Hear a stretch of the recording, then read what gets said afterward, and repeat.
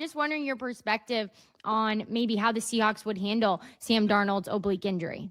Yeah, I think there was a lot of stress, wasn't there, about going into the game, and Adam Schefter's tweet just before the game caused a lot of anxiety for me personally, and I'm sure a lot of other people, because it just felt as if he was leading us down a path really that it made it sound more serious than it was. And I think, as Kyle Shanahan said after the game, like once the painkiller has kicked in, you're going to kind of be okay, and he was. Now, if this game ends up being a very different game and he needs to throw, say, 30 times, is that going to make it more of an issue? If he is forced into situations where he's hit a lot more, is that going to make more of an issue? I don't know.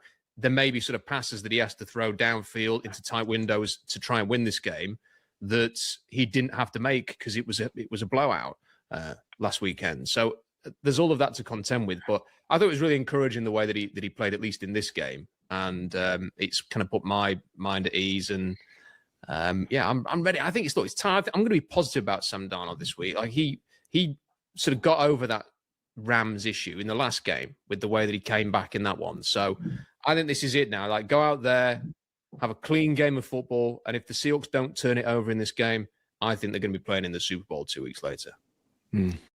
Mike, curious to know if you've heard anything.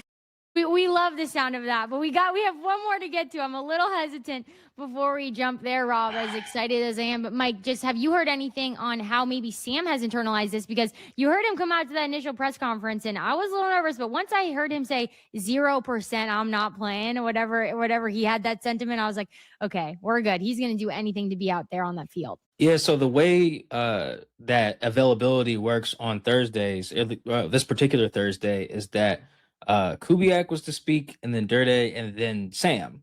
And then because they were playing on a Saturday, we got the game statuses on Thursday. Typically, we would get those on a Friday before a Sunday game. So right then, the PR guy comes up and he reads off who's out, and was like, all right, we got Josh Jones, and all right, Sam questionable with an oblique. And it was like, wait, it's like a record scratch. And I was like, wait, timeout. What do you mean, Sam oblique? What are you talking about?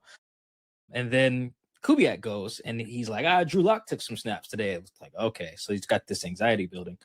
But then he's going to speak. So for me, I was like, okay, I don't think Mike McDonald has a history of putting the QB1 up there if he's not going to play. And then Sam says he's going to be fine. The next day, Mike says he's going to be fine. And he says something I thought was very important. He says, we're not going to put Sam out there if he can't do his job.